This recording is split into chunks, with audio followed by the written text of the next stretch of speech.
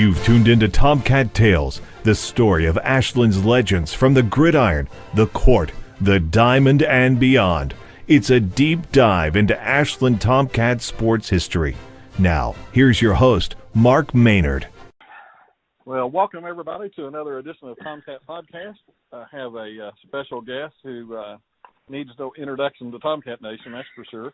He's one of the finest announcers in Kentucky, one of the finest broadcasters in Kentucky. He's been doing it a long time. He's been doing a Tomcats a long time. And if you want to hear somebody get excited about a touchdown run, you need to listen to Dicky Martin. Dicky, it's kind of fun being on this end of it for you. I know you're usually on the interviewing end instead of the guest end, but it's good to have you here. Well, thank you. It's a pleasure and an honor to be on your show. I've listened to your past podcasts with our coaches and players, and it's very entertaining. I'm glad you took something like this up. It's entertaining, and it's something that needed to be done. If I knew how to do a podcast, I might do it, but I don't. Well, it's a good way to get some history out there, I think, and hopefully even years from now, people can look back on this and see some things. And I know you and I have a lot of history with the Tomcats. Yes, we do. I would say nobody has seen more games than you. Probably, maybe in Tomcat history. No media. I would. That's for sure. Yeah, I would agree. I don't think my dad, of course, saw a lot of ball games in his 30-plus years, and I've been doing it 40-plus years. So, right. in all there is, I would say I've seen more football, basketball games than anybody, and it's been a real blessing. You don't know what a blessing it's been, because it's besides my church and my God and my family, this is my love, and right. I'm very, very blessed. I'll tell you that, because I've had some great rides. I've had a couple that hadn't been so good, but all in all, I look at other broadcasters all over the state, and there's just so many that never get a chance to call their team in a tournament, a regional tournament or a state tournament, and much less get to go to the finals and win and be a state champion. I mean, that's a blessing. Yeah, for sure. Yeah, I mean, and you look back on it, and I've done a lot of the same, looking back at how rare those opportunities are. When I first started with the Independent, within my first 3 years, I covered Paintsville. They were in the finals in '78, and I covered Russell in '78. And I'm like, man, this is fun. Right. Get to cover these teams in the finals, and then it doesn't happen for another 15, 20 years. Exactly. And that's the way I was. I mean, I got to cover that Russell team in '78, and I've had the pleasure of covering the Ironton Tigers in the state finals in Ohio on several occasions, and going to the shoe there in Columbus and broadcasting the game. I mean, what a thrill that is, Oh yeah. And I know you've seen a lot of state tournaments. You've called a lot of state finals, but not just the one, I guess, with the Tomcats in '96. And a lot different, when you're calling somebody else than that. But you called the Paul Andrews game, right? When you hit the half court. Oh, yes, I did. Yeah. And I guess I'm famous for my picture. The Lexington Herald took a picture of it, because he shot it right dead center in front of where I was, my broadcasting space there at the gym, and it was just everybody had a picture of it, leaving it in his hand, and there I was with my headsets on. How good is that? And, I remember that picture. Yeah, I sure do. Yeah, it's been all over the state of Kentucky, I'll tell you that. Oh yeah, and I remember that shot too. I actually was covering that game as well for the Independent, and that was exciting. Obviously, that kind of thing. Yes. All that was, and all the regionals and the different things are all kind of fun. But and I know you Football's your favorite, though, right? And that's your football sport is my favorite. Yeah, it didn't. If you're growing up in Kentucky, basketball was obviously is your number one priority. And I love basketball. Goodness gracious, don't get me wrong, especially after what I went through last year. Oh yeah. Right. My God, what a treat that was. But football's always been my love. I don't know. Maybe it's because I played football and didn't play so much basketball.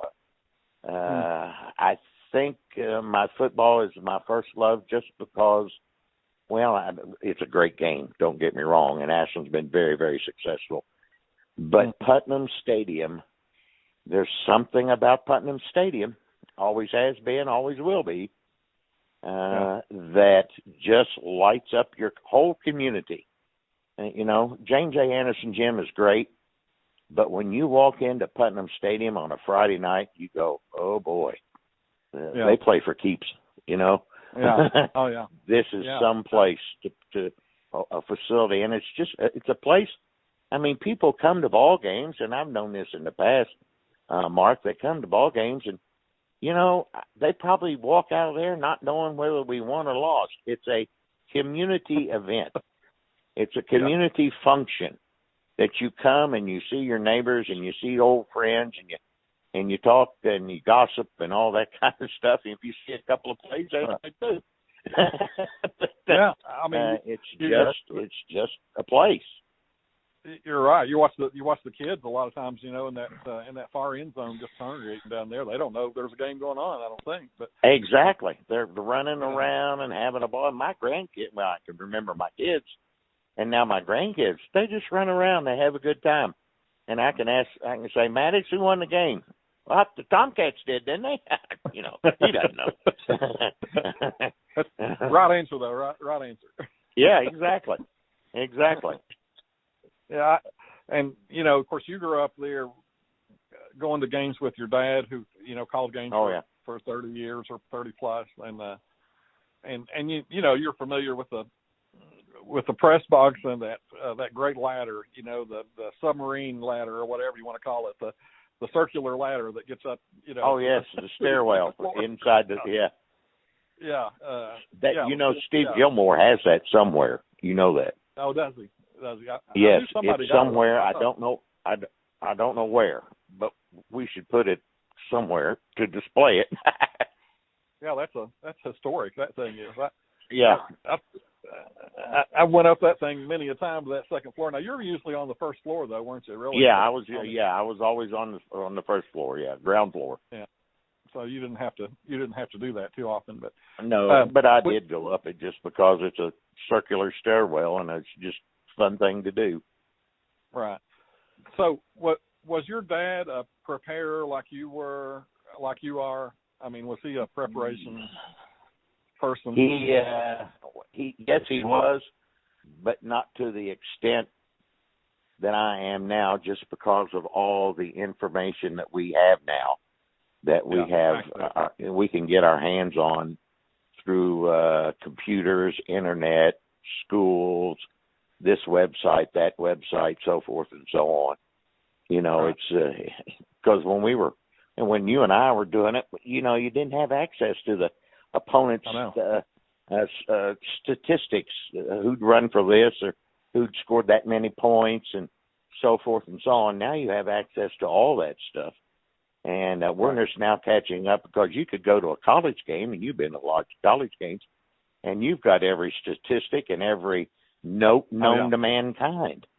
And now the high school is into that level. So, and that's where I learned my preparation, was from the college level and Kaywood Ledford, because he had all this information, right at his fingertips.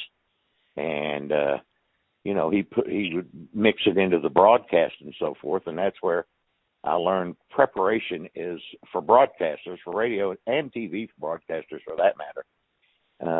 Preparation is everything. You have got to be prepared. I don't walk into the gym or into the stadium on Friday night with a roster in my hands. That's not going to get it done. I got to prepare, a day or two ahead of time. And quite honestly, I've seen radio guys and even now TV guys sometimes who go into games with that, maybe they yes. lost the roster before they even came in, and right. And you can tell on the broadcast, that there's a big difference in filling time. Oh yes. And actually giving listeners something besides exactly, what you had for dinner or whatever. Exactly. And I know, your preparation is great, but how about like some of your calls? Do you think about that ahead of time at all? Have you thought about what you might say, or do you just kind of let your emotions kind of go with it? Well, I got to say, I let my emotions go with it. I would like to. You don't know what's going to happen, so it's hard to prepare. That Keontae Pittman busts an 89-yard touchdown run. It's just the emotion gets to you, and that's what comes out of my mouth. Or Juan Thomas leading us to the state championship 30 years ago. It's just right. what comes out, and of course, then I go back and I listen to my broadcasts. I try to listen to every broadcast I have before the next game to say, okay, you could have done a better job here, or a better job there, and, shut up here and let somebody else talk, that type of stuff, Can you remember a time when you were speechless at all? Yes, I sure do. And it was my first state championship that I did the play-by-play, and it was in 1990. Herb Conley was in the booth with me, and Dirk was down on the field, and we're ticking down the final few minutes, and things go rushing through my head, and I almost went blank, honest to God, when the final horn sounded. It was just, I described it, Tomcat state champions, blah, blah, blah, blah, blah. And then we were right above, our broadcast position was right above the Tomcat cheering section.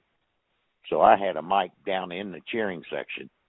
And it was a terrible thing it wasn't terrible to do, but I just turned the microphone open, almost full blast, and said something to the effect of, listen to these Tomcat fans as they celebrate, the championship and so forth. And that was okay, that's okay, but it's not a Oscar-winning performance. You know what I'm saying? Well, I want to play one back for you here, and this is from this is Clay County playoff game, which of course at this time in the game, Clay was ahead. So here we go. All right.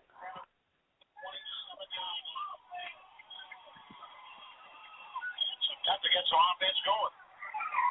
In the third quarter, they amassed 53 yards rushing and 0 passing. Clay County, the better of the two football teams right now. Right out left goes Coach. It's Johnson, Martin, Thomas, and Wishbone behind Brown. First and 10 at the 27. Brown going to give it to Thomas off the right side. He's going to make it.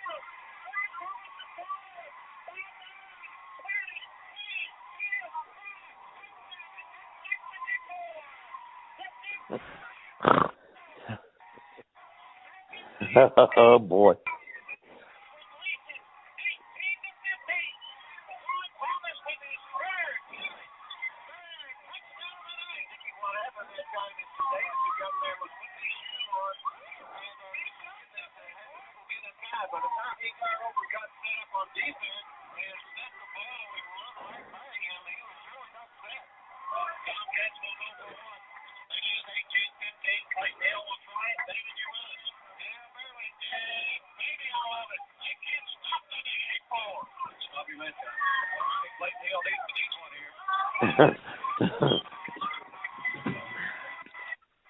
We'll stop it there. They actually, it's kind of weird there. They actually went for 2, and that ended up putting them up 4, I think.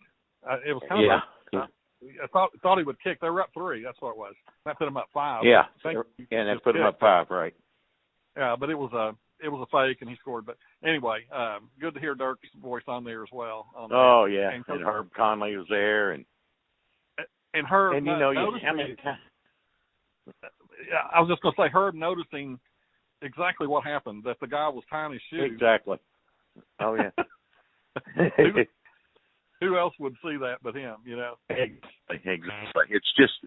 It's one of those moments, and I see him, not in every game, but, you know, throughout the season, whether it be football or basketball, you know, we're down. We're not playing very well. It's our first round playoff game, and we got to get going because we got a shot at this thing, you know. And it takes a play like that, Juan Thomas busting it, or Pittman, or whoever the Tomcat player may be. You got to have a catalyst, a spur to get you moving, and that was it. Right. Yeah. Of course, and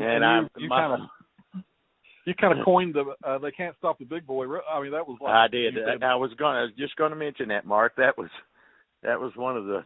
I don't know how many people come up to me in football or basketball, for that matter, and they'll come up to me and they'll say, "Dicky, they can't stop the big boy." And that was one of my most. I probably will go down in history of me describing Juan Thomas. They can't stop the big boy. Well, and nobody could. I mean, he was just above everybody else. He really was. I mean, such size and strength and speed and all that stuff. And you know, I didn't find out till much later. In fact, it was just a few summers ago when we actually put Juan in the CP1 Hall of Fame, and he was telling me that he had that knee injury in that Bell County game. Yeah. And probably shouldn't have even played in the championship. Exactly. But he was not going to. And I don't think, you know, I've talked to David Brown and Chris Hutt since then, and, you know, neither one of them knew it, or they said they didn't remember it. They said they knew he'd heard it a little bit, but, you know, he was at practice. Yeah. And, you know, and it was one of those where he couldn't, the doctor said, you can play, but you can't move laterally. You know, you can't cut on it. You can't, you know, or you'll totally tear it if you do that. And they, of course, they let him play. I'm not sure people would let him even play today, you know, with the way things are. Exactly. And he still got like 50 some yards in that game, and Lincoln was really keying on him, you know. Oh yeah, that double and triple team him, he couldn't do a thing. But that's why you got Hutt and Charlie Johnson and David Brown. You can't stop them all. You just couldn't. No, there was no Too way. many weapons. Hutt, of course, Hutt had just a great 175 yards, and Charlie had 125. I watched that game. I watched that 90 game the other night. I just had to get. I was in one of those feelings. I said, I got to get pumped up. We got a big game Friday, and so I flipped on the 90 championship, and you know, Hutt bust one there in the early going, and I went, oh boy, that's what we need. Yeah. You know, Friday night, Pittman's got to bust one early, or JT Garrett's got to bust one early and get us moving.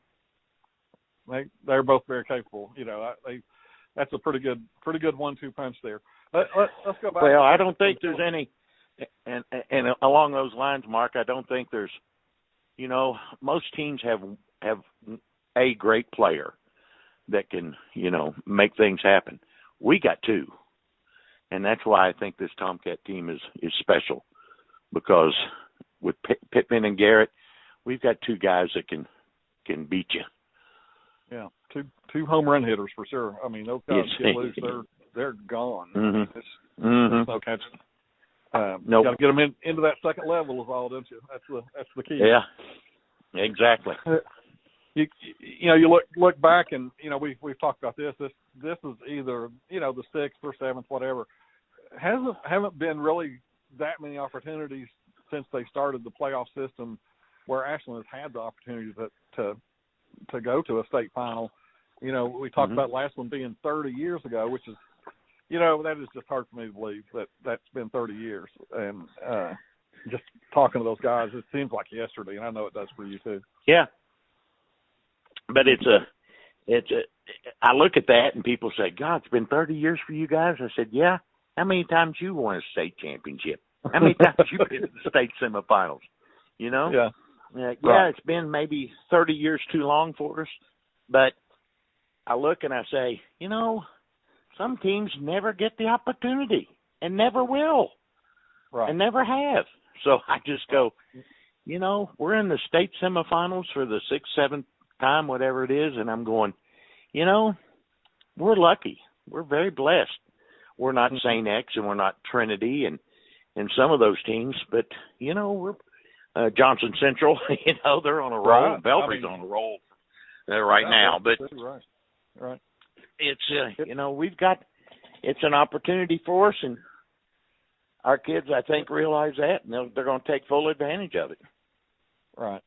Yeah, and, it's interesting, though, they've been home a lot through a lot of these games, and they've really done pretty well when the opportunities presented itself. Even even that '88 team that was just totally underdog, what a heartbreaker.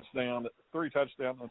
I don't know that I've seen a team play any better or any harder and lose than that game. Exactly. Goodness, that's we talk about classic games at Putnam Stadium, and I think we had one this year with Ashland and Russell a few weeks ago. Oh, man.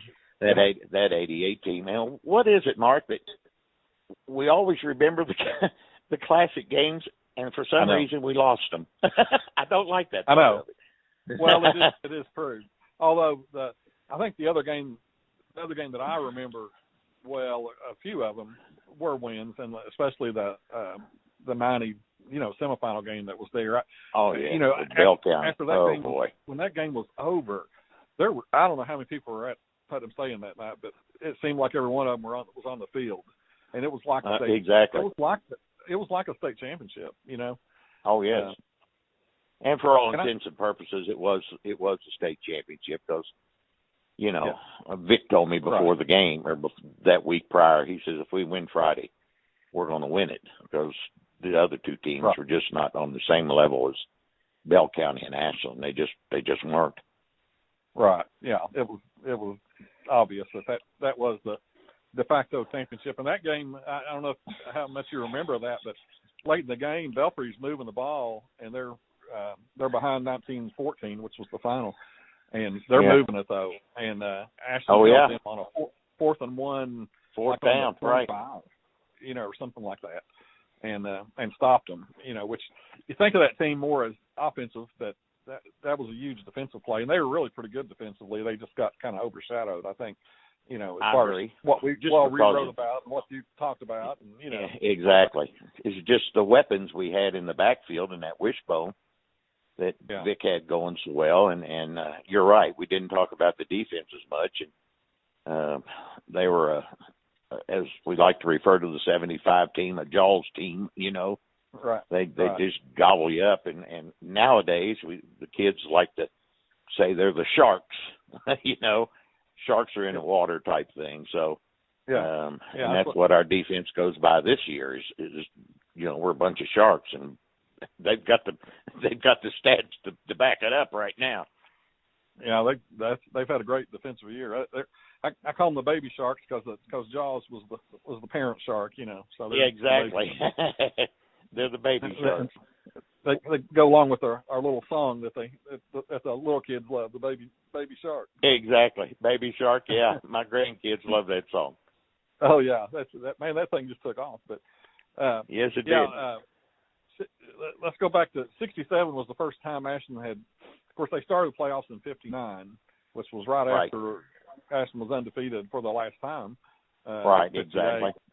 10-0-1, and who knows what that team may have done had they gotten the playoffs. It's hard to think anybody would have beat them. Really, how are you going to stop Dicky Fillmore and Herb Conley?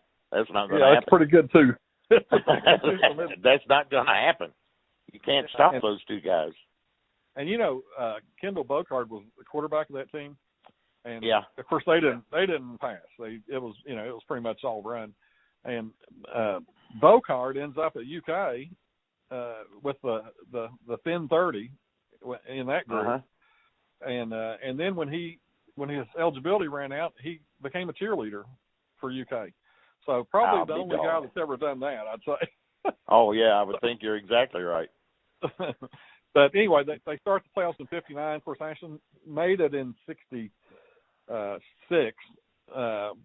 and played Fort Thomas and lost a pretty close game, and that was the end of it. And they said, it was in that during that locker room after the game, I mean, John Rajunas tells me that the guys that were going to be seniors said, you know, we're not going to let this happen again, you know.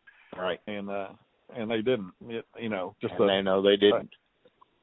A great team there, and it's kind of interesting because they were like the big bad team. You know, they were the huge guys. Oh yeah. And they said just about every one of those guys turned 19 during that senior year.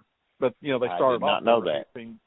Yeah, they were men. You know, they were older. They were grown men. You know. Yeah. And yeah. And you know, I was 10. I remember going to games. You know, we always went to the game on Friday. And oh yeah, and well, that's what I'm talking about. Putnam Stadium. If you weren't at Putnam Stadium on a Friday night, there's something wrong with you. Yeah, what were you doing? Right, where were you? Yeah, I know. Come on.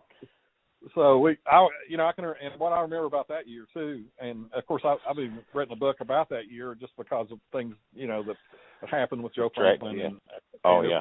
You know, it was always one of those stories that I'd heard, and I thought, man, I think that'd be a good book. You know, it'd be a good story, and it really is a good story. I mean, it's amazing the things that happened. But I can remember those. It seemed like it rained every Friday night, and of course, you know, they were a perfect team for that because they just were so big and strong, and you know, strong, and they just mauled you.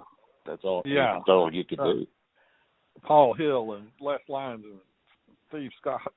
I mean, you know, how do you stop that too? You know, you don't. The Ashland backfields, and that's got to be one of the better ones too, really. Oh yeah, no question. They played Belfry they beat Harrison County in the first round, which was a huge upset. Harrison was number one, and had beat Ashland like 60-0 in a scrimmage in preseason. Yeah, and literally, I mean, they just it wasn't even close. In fact, of course, Herb had been at Harrison County the year before. Right. Exactly. And the coach there, I can't remember the coach's name, but he said, "Herb, is this all you got? You know, is this all you got?" And of course, you can imagine how mad Herb was over that. Oh my God, he was. I guarantee breathing fire. I promise you that. Yeah. And they beat Belfry 42-0, and you know, they had 560 yards of offense in that game, and it was pretty much mostly on the ground. You know, so you can imagine just very lopsided game. And that put them in the finals for the first time. And of course, again, the tournament was pretty new at that point. Of course, Ashland wins that 72. That was the year after you got out of school. What do you recall about that team and maybe that semifinal that year? You know it was the groundwork for that team was laid the year before. My senior year in high school, because we went 11-1 or 11-2 and didn't qualify for the playoffs because a team in our district decided not to play us. So we got knocked out of the playoff, and would we have won the thing? I don't know, but we had a shot at it because that was a great football team in '71 that we didn't even get to the playoffs. I mean, it was absolutely ridiculous, and the groundwork for the 72 team was laid in 71. You know, they were missing some key players, Steve Canute and Rob Queen and you know, Richard Gardner and people like that. But the groundwork was laid for that team to be so special, and they were special. And boy, that was just a great football team. And I wasn't doing the radio. I was keeping stats for my dad at that time. So, but you know, obviously, I got to go to all the ball games and stuff, and had all followed them, you know, all the way down to Stoll Field. And that was, of course, Steve Lehman and Pierre Harshaw, Randy Ross. Exactly. Just great running backs, and Kimbrell and Mike Kimbrell and Jerry Kirk. Also team quarterbacked it a little bit. It was a team effort at quarterback, which was kind of unusual, I guess you could say.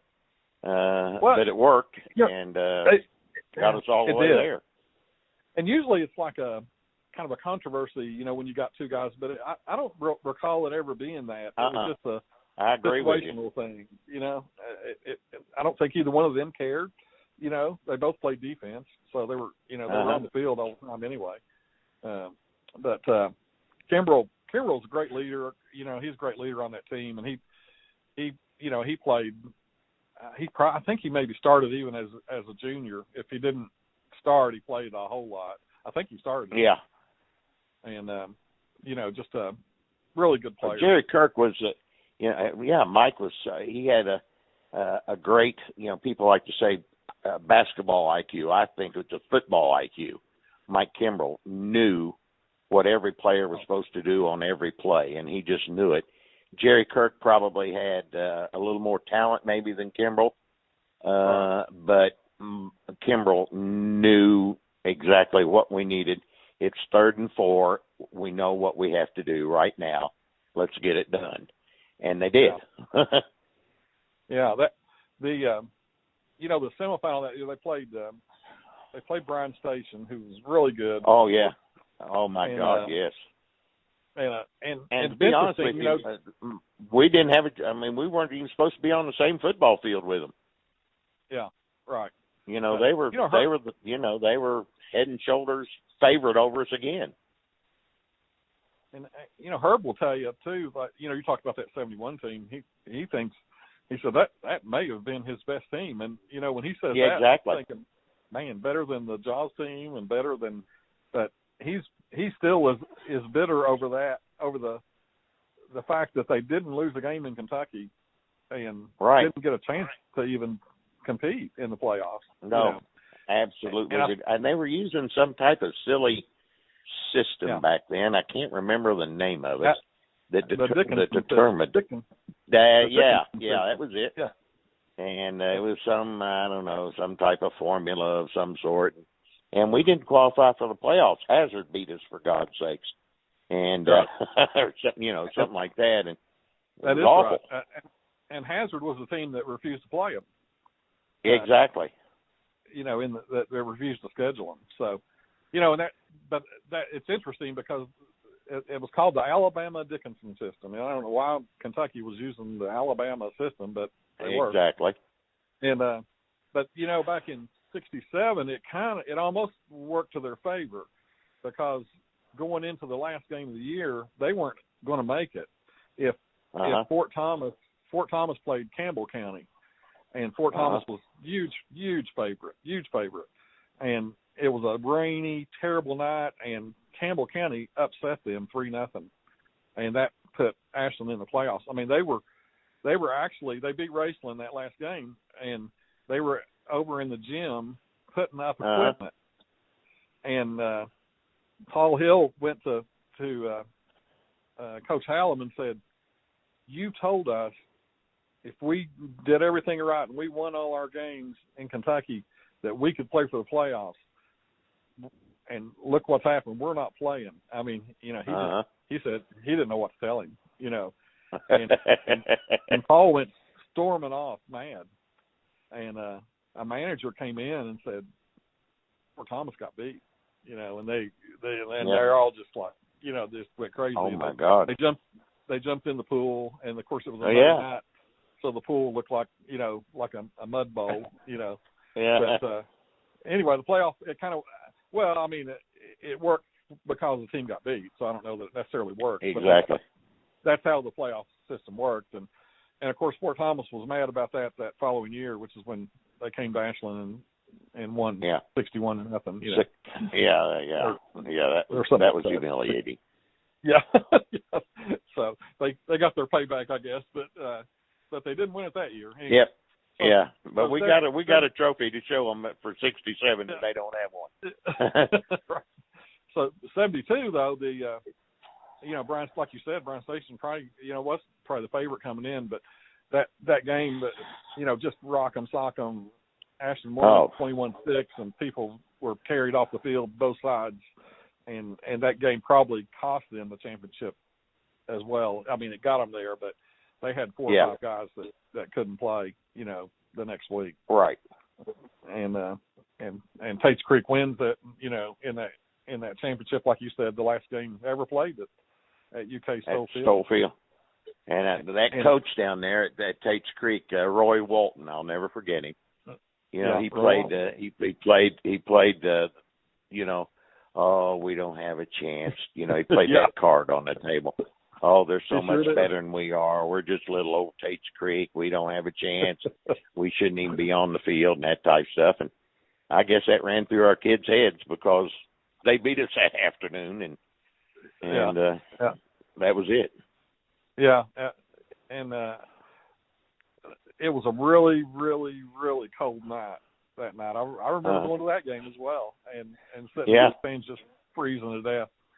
And I remember Pierre Harsaw broke a run like early in the game to kind of set up their first touchdown. They caught him like inside the 5. And he came out, and I remember Bill Tom Ross telling me, he said later, many years later, he said he just kind of locked up. He was frozen. He couldn't get thawed out. And I'll be doggone. He didn't even come back in the game after that. Huh. So and several others were hurt, and but that's football, and that's the way it is. That's right. You play with what you got. So now I know you remember this next one, of course, and that would have been the Jaws team. And I'm going to go even to the Paducah game. Did you fly with them? No, I did not.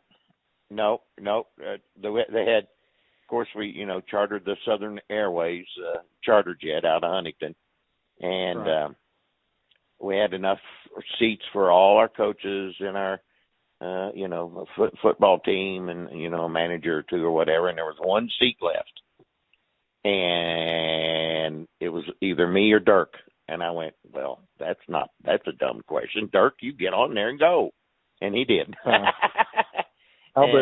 So Dirk flew and I drove down. Wow. I didn't know that. That's interesting. Yeah. Dirk, of course, Dirk was on the plane, and we knew this like on Tuesday or Wednesday or whenever it was. It was the charter jet was $10,000 back in 1975. That's what it cost, and we raised some money through the community that week. They flew down there, and I took off on Friday morning in my car, and off I went, by golly, and did the game, and then the kid, they all flew home after the game, and I didn't. You drove. I drove. I stayed overnight and came back the next day. Well, and that's probably what, a 10-hour drive. To Paducah, I don't know how far it was. It was awful. That's the other end of the world. Seems like. Kentucky's so long. It's not fat, but it's long from one end to the other. Exactly. And exactly. But it was well worth it. East to west, yeah. Was Ashland Oil, were they a big donor to that? Oh yes. Seems like yes. Okay. Yeah. We had we had a, not like a booth, but like a little tent or a little drop off charity point downtown. And of course, Ashland Oil's headquarters were downtown there at 14th and Winchester, and we had different places all throughout the city where people could. It's almost like the old fireman's boot brigade type thing, where you at the stoplights and people throw change and dollar bills and all that kind of stuff. And of course, everybody at Ashland Oil, and especially all the big wigs up on the 6th and 7th floor, they came down with big checks. Yeah. So whose idea was it to fly? Dirk's. Do you remember? Was it? Yeah, I think it was Dirk. I mean, after we beat, who did we beat? Belfort. Who did we beat in the sim? Lafayette, I think. Lafayette or whoever it was. But anyway, it was, we knew we had to go to Paducah, and I guess Dirk got with Herb and Bill Tom on that Saturday or Sunday and said, obviously they're going to charter buses or whatever. But it was such a long drive, and Dirk said, "Well, why don't we fly or something like that?" And I guess I don't know who arranged or how they even got it. And it was probably, it's probably marked through somebody at Ashland Oil that knew how to charter a plane to get a football team from point A to point B, and so that's how it came about. Yeah, and they started raising money as soon as they had to commit the $10,000 to charter that plane, and they had to commit right now, so they had to go out and raise the money, and they got it. My guess would be that somebody fronted that. You know what I mean? Somebody said, "Yeah, we'll pay." You know, because the company's not going to wait to see if you raise the money. You know, exactly. No. Somebody, probably an national bigwig or whatever, said, we'll pay. You all raise the money. Yeah. But they were able to raise it too. So, it was Lafayette the week before, and that was at the stadium, at Putnam Stadium. Yeah. And Jeff Sloan had 138 yards rushing, and Thomas had 71 in that game. And they beat Lafayette 21-6. And you may remember that week before they played Dixie Heights in northern Kentucky, and it was like freezing cold game, freezing cold. Oh my God, yes. Oh yeah. On the river. Yeah. Yeah. I remember it well. I remember Mike Relaford telling me he covered that game for the Independent, and he did. He had to light his pens because the ink would freeze. That's very true. And I'll tell you what happened. They would put us. There was a press box, but it was only big enough for like the timer and the PA guy. So they put me and Herb and Mike Relaford on top of this press box. And I mean, it's freezing cold. I mean, we're freezing to death up there. And that's how we broadcast the game that night. I can remember because Mike was sitting out right there with us, and I said, "Boy, I tell you what, I wish I had a little antifreeze." and Mike would say, "Yeah, I know what kind of antifreeze you need." I said, "You're exactly right." I'm surprised Mike didn't have some with him, to be honest. But yeah, exactly. I wish we'd have had some of that good antifreeze with us, but we didn't have any. I tell you what, I don't think I ever got warm after that game. Oh my God, it was cold. It's funny. Rick Sang told me a funny story about that. Ashland was, I don't know what the score was at halftime, but it was closer than it probably should. Yeah, it was. And Herb was mad, and he called the three captains out, and of course that was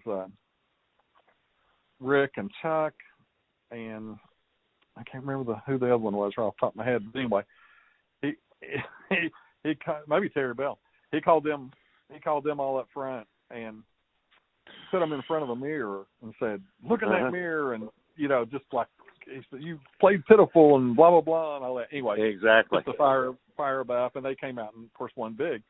So Monday, after all that, they were back at school, and Herb saw Rick and Holly, said, "Hey, Rick Sang, come here," and he comes over and he said, "We looked at the film and you really didn't play that bad," and kind of walked off. Rick said, "I'm sitting there thinking, what did I do? I guess I played terrible." Oh my God, what have I done now? Is he going to put me in the men's room and make me look at myself again? Yeah. But anyway, the Herb and Bill Tom learned their motivation from, of course, Jake Allen. Yeah. Oh yeah. And right. You don't deserve, and I've heard him say it. You don't deserve to wear that maroon and white jersey. You don't deserve to have Ashland on your chest. Yeah, And, right. I mean, I've heard him say that to the kids before, and when we're not playing as we should, or we're capable of playing. And he's right. I'm sure he's right. He put those three kids in that mirror and probably said, "Boys, you all don't." In other language, I'm sure you don't deserve to wear that jersey. Mm-hmm. So of course they won that one. Of course, then they won. They came back home and then won. And then you got to go all the way to Paducah, and they're flying down. Yeah. A lot of them flying for the first time. Many of them, I'm sure. Oh yeah, First time ever on a plane. A great game down there. A real struggle, really. Ashland. Yeah, it was behind 7-6 in the fourth quarter. And, right. Tell us about what happened there. Right. Well, Thomas busted the big run. What was it, 90-some plus yards, I guess? Yeah, I was thinking 85, but it might have been 90. But and it was late in the fourth quarter too. I mean, it was late in the game, and Paducah had a beautiful stadium, much like ours. It was an old stadium, beautiful place to play football. I'll never forget that, and because I was very impressed with their facility, and we're behind, and they're good, but we're better. And Thomas busted that run, and I can see him right now running down because he was on the opposite side, running down the far sideline, all the way to the end zone, and won the football game. Yeah, won 13-7. That touchdown winning the game, and of course that put them in the championship, in the Super Bowl. Really, I guess is what they kind of called it, because it was like, we've talked about this, that it was actually they called that game, the Paducah game, the state at-large championship, which meant everybody in the state in that division or in that class except Louisville, and Louisville played the tournament. Right. And that was called the Jefferson County champion.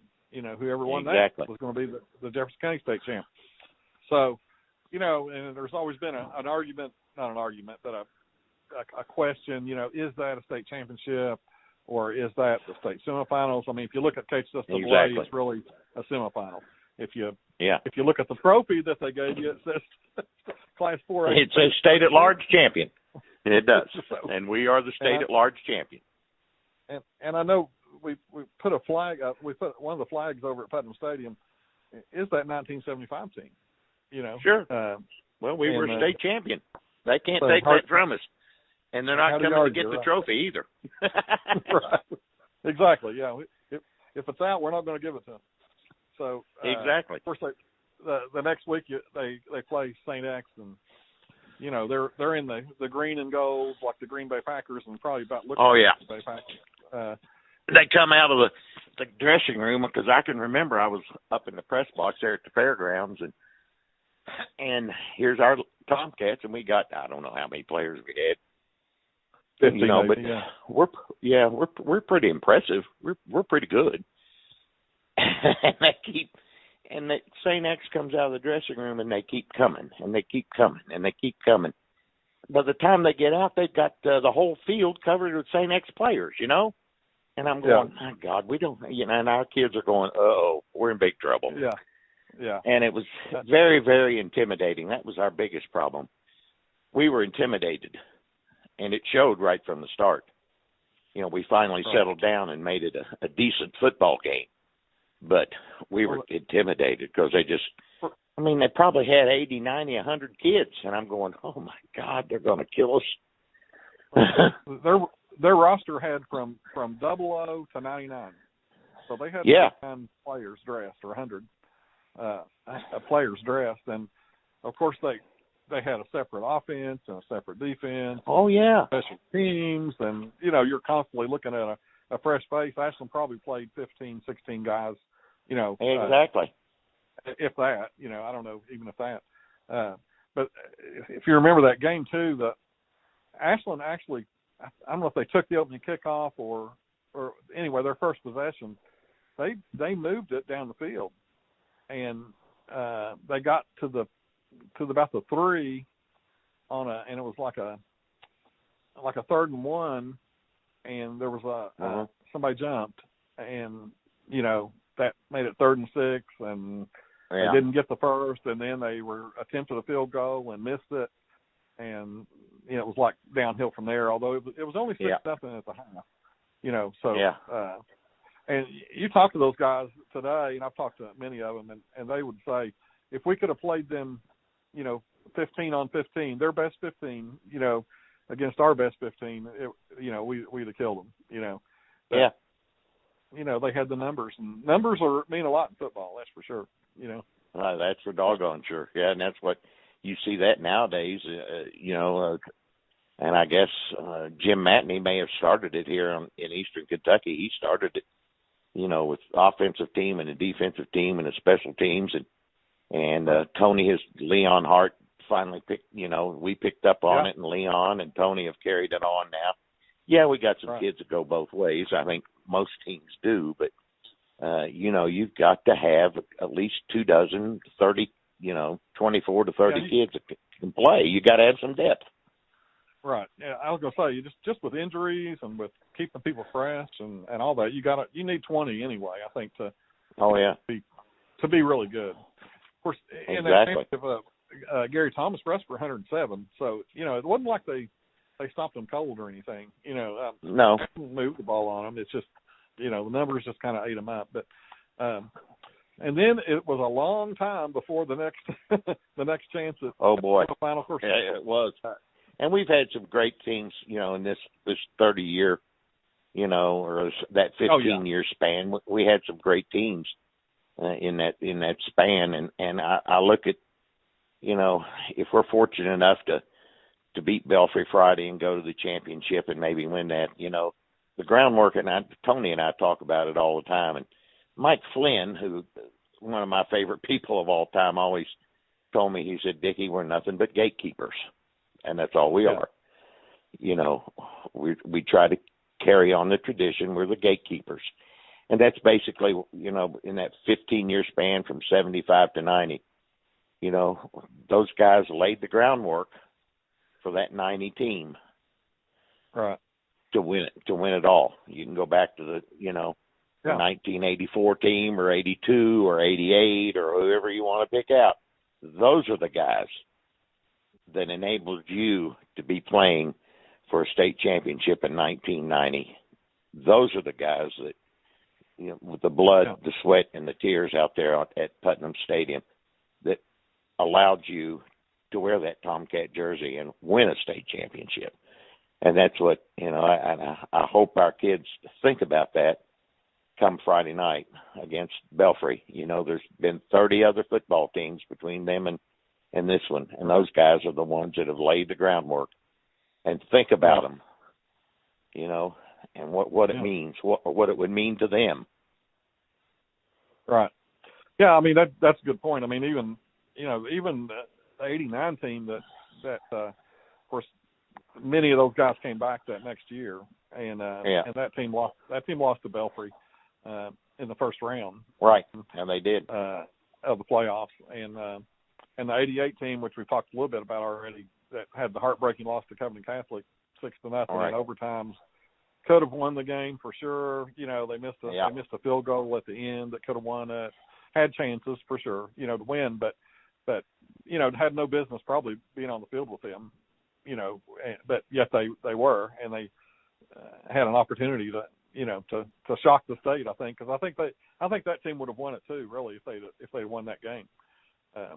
In '88, and you can go like you said, you can go back. I mean, the '82 team that beat that Bryan Station team that had had 3 future NFL players on roster, and then just barely lost to them in the playoffs, and had to play them like 3 weeks later. So a lot of and like you said, between '90 and Friday night, there's been a lot of great teams that have come up short for whatever reason. We've had some great teams, great players, the quarterbacks, the running backs, the beaches, and all those guys. Even last year, you think about how close they were last year. Really, I mean, Belfry. Oh, I know. Belfry laid it on them. Do you think does that game factor into their minds at all? Do you think, good or bad? Well, I hope it's good and not bad. I hope we're not, I don't think we're going to be intimidated at all, just because the first thing is we're playing at Putnam Stadium. We don't have to make that trip to Belfry. We're playing at Putnam Stadium. That's our home course, and we're going to hopefully protect our ground. And what happened at that game last year? You well, I'll tell you what. I went down I always go down on the field before the game to check with both coaches on injuries or number changes. Just little things that may happen before the kickoff. And Coach Haywood, he's such a exactly. Coach Haywood is such a wonderful guy. A great football coach, obviously, and he I don't even have to introduce myself. He says, "There's my old buddy Dicky from Ashland," and we talk for a few minutes and so forth, and get what's going on. He says, "I'll just tell you one thing, Dicky. It's the first time all year we've been healthy. Everybody that we've had this player out or that player out, or we've had a couple out or two or three or whatever. He says, this is the first game all year long that I have my full football team. And I went, I said, Coach, that probably doesn't bode well for us. Little did you know. And little did I know that they were going to thump our butts. But they did. They were the better football team, and they were healthy, and we didn't have an answer for them. And I think Tony and Chad and all our coaches have watched film probably till they're blue in the face to what did we do? Why couldn't we stop them last year? Right. And we played we played 4 down linemen and 4 linebackers. So will we do that this Friday? I don't think so. We might. We may have better personnel this year, and probably do. But we're going to make some adjustments. We're not going to play like we did last year. I can tell you that. Yeah. Well, you talk about Haywood. I became acquainted with him back in the 70s when he was coaching at Prestonsburg. And he is, and we barely covered him, in Prestonsburg, but he was always, even then, such a class guy. Always worked hard. Oh, my. At game. Always. And coat and tie on the field, and he'll be that way Friday. Oh, yeah, I guarantee you. One of the nicest guys in high school football in Kentucky. There's maybe in the country probably. And exactly. I'll tell you another story about him. Of course, they didn't beat Ashland for the first time until it was in the 80s, I think, before they had ever beaten Ashland. And Ashland beat them. It was, I don't remember the year, maybe in '88. It was one of those years, and it was a close game. It's like 22-18, and it was back and forth kind of game. And they were leaving. It was at Ashland, and they were going out the dressing room door, and he said that he was walking to the bus, and he heard this person yelling, "Hey, coach, hey, coach," and he's like, "What in the world?" And it was Herb Conley. I'll be doggone. And Herb went over to him and told him, he said, "Coach, just want you to know you've got a great football team, and you're building things the right way there. You're going to be really successful in this, and you just keep at it." And Haywood has told me since that he said that moment in his coaching career and his life at Belfry was a turning point, was a real key. I'll be doggone. To how everything has gone, how this great Ashland coach, came up to him and told him he was doing things right. And in fact, even to the point where he's written a book called, I think it's called Football and Faith, Football and Friends, or I don't know, something like that. Anyway, he's written a book. Yeah. And that is in the book about Herb going over to him. I'll be doggone. And telling him that. So we can blame Herb, I guess. I think that just goes to show how much clout that Herb Conley has, Yeah. And exactly. and what other coaches think of Herb Conley. Herb was he's not our winningest coach, but he is our greatest coach in Ashland football history.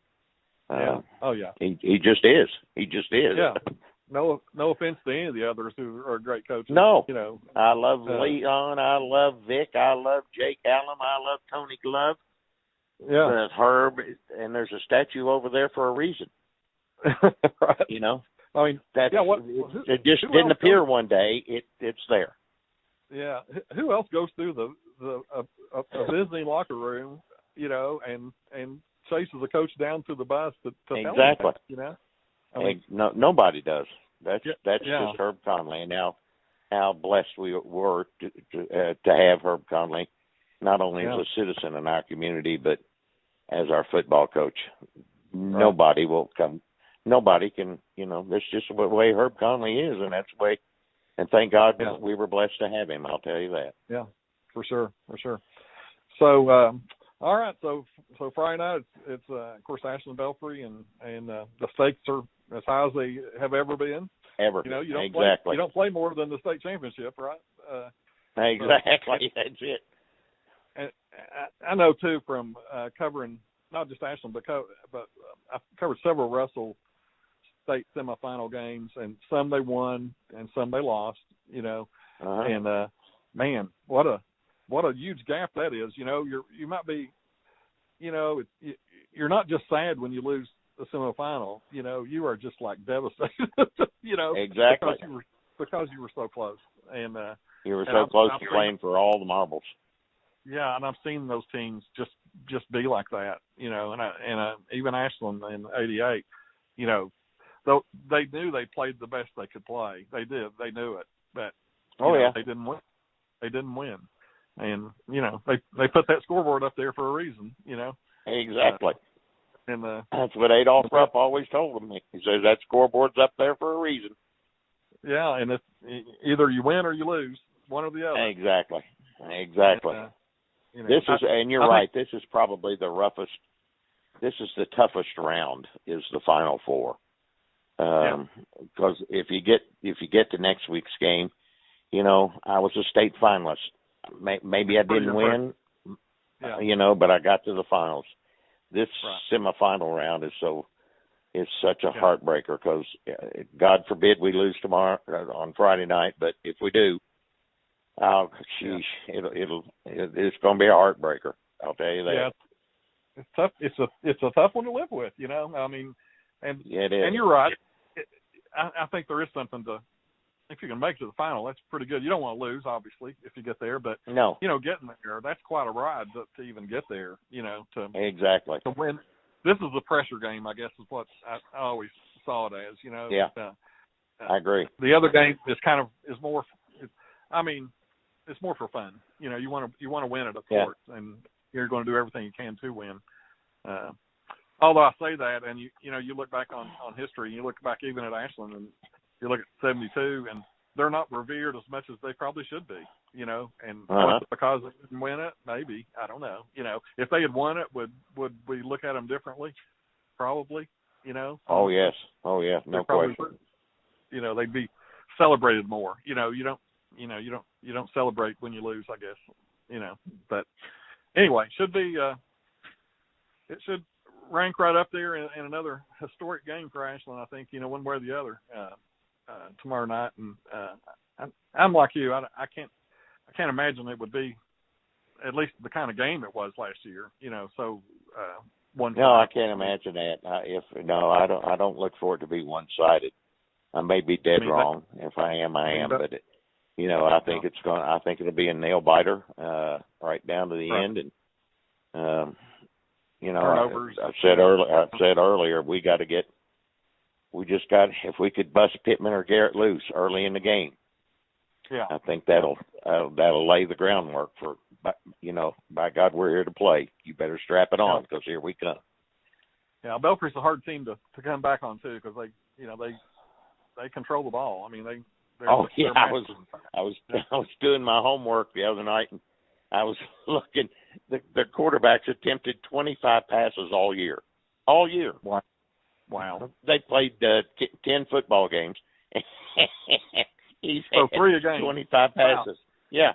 3 passes a game. That's it. that tells you a little bit about how they run, then, doesn't it? Yeah, exactly. It's the old Herb Conley, Bob Lutz. You know, here we come. And here we go. And we're going to run right up this hole. If you're gonna stop us, that's fine. But if you don't stop us, we're going to beat your brains out. Now, they lost to Pikeville and John Central, and who was the other one? North Hardin. Lost to North Hardin at home by a point. Those are all pretty good teams. losses. Oh, yeah. I mean, Pikeville's playoff team. They got upset in the playoffs. And, that was pretty shocking. North Hardin was a playoff team, and, of course, Johnson Central's still going. So, you know. Yeah. So, and they hung with John Central, too, for – I think it was I know they were behind 14-7 at the half, and they drove it like 80 yards inside the 5 and fumbled. Right. You know, so they were right there with them I think they ended up losing by 3 touchdowns, but yeah. John Central beat a lot of people by 3 touchdowns, so or more. Easily. Yes, sir. Yeah, exactly. So that's not a terrible terrible loss. No, we've been through that. We've been beat by 50 down there, and we've been beaten by 2 or 3 points down there on last, Hail Marys and all that kind of stuff. So. Oh yeah, man, there's been some games for sure. Oh boy, you talk about some classic football games with Johnson Central, and there's been some classics not only in our place but down there in their place. And oh yeah, I mean, there's been some classics. 4 or 5 unbelievable games. Oh yeah. Well, I've heard today that high school basketball will start on time on January 4th, and they're going. That's what I heard. I got the word. I can't believe they're not postponing it another week or two. It really kind of surprises me. The way the shape of our state is with all the red counties. It really did kind of shock me. They didn't just postpone it another week or two, but they did postpone the postseason tournaments till March and early April, I think. Yeah, first week, I think. So a little April madness this year, which is fine. I mean. That's fine. I understand. Yeah, I think everybody would. I can't imagine. So I guess that leaves gives you an opportunity to play a few more basketball games, I guess, or try to, I guess. Yeah, right. Get a few more regular season games in, because I expect there'll still be some cancellations, that maybe those first couple of weeks, where depending on what area you're, I was telling. Go ahead. I was telling Bill Bradley and Coach Mays the other day, I said, you all got 20 games or 21 scheduled, whatever it is. I said, if you play 12 of them, you better be happy, because that's about what you're going to get, How weird has it been this year with COVID at the stadium? Oh, weird, strange. I don't like it one bit. I want that place rocking. I want the Tomcat fans there rocking and rolling, and we can't get them. We can't get them in the stadium. Because that crowd will lift you, especially if we can get an early score or something. So what I understand, Belfry got 600 tickets. Did you know that? I thought that was pretty generous, to be honest. Well, it is. We gave. I think we gave Russell several weeks ago about the same amount, maybe a few less. But we try to be fair to people. And some people aren't fair to us, but we try to be fair to people and give them their due amount and so forth. They said they've been bringing about 200 to road games. They may bring more to this one just because the stakes are so much higher. I don't know. Yeah, exactly. So what are you expecting out of how many can they put in there? Do you know? Legally. Well, I think we're allowed about 2,500 maybe. Okay. So people have to I don't think ahead of time. Right. They have to get it before the game, not at the gate. No tickets will be sold at the gate. Got to get your ticket ahead of time, and So I think I hope we get 2,000 or 3,000 people in there. We should have 6,000 or 8,000, but they won't allow us. Right. So that's the way it is. Well, I'll tell you what, I can't imagine the money that's been lost. Oh my God, it's awful. Because football carries so much over there athletically. Not just football, but other sports too. Just with the income that comes with that. So exactly. And I'm sure it's kind of weird for you guys, for you too, to you broadcast every game and to an empty house pretty much. I mean, it's been good for the radio business. I'm not going to lie to you about that, but I look out the window and there's nobody sitting there in front of me. Well, that's true. Yeah. I'd say you got more people listening than ever before. Oh, yeah.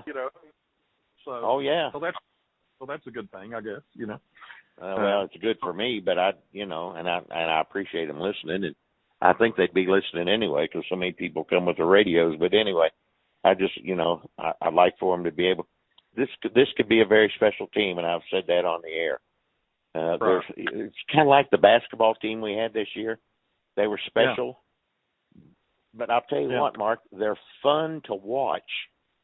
And, you come to a ball game and it's a you're supposed to relax and have fun and get away from work or get away from this trouble or that trouble or whatever it is. Get your mind on something else. And that basketball team this year was fun to watch. I had a ball, Yeah, right. From kids hitting three-quarter court shots to we beat teams by 30 or 40 points or whatever it happens to be, and Porter making 10 or 12 assists a game, and Villar's filling it up, and Hudson hits 3 or 4 in a row, or whatever the case may be. Right. It was fun, and this football team's the same way. The only game I enjoyed it because it was such a tight, well-played game was Ashland Russell. But I love it when Pittman and Garrett bust a big one. They go for 60 yards or 80 yards or 90 yards or whatever, and that is just fun to watch. That is fun. And it is an exciting team, and you're right, that Russell game. Whew, I mean, that game, Russell could have won that game. There's no doubt about it. Oh yes, Russell played as well as they could possibly play. Give all the credit in the world to TJ and those kids. They were much more physical than they were the previous time, and they had to be, or we were going to run them out of the stadium again. They were physical. They came to play. They executed their game plan perfectly.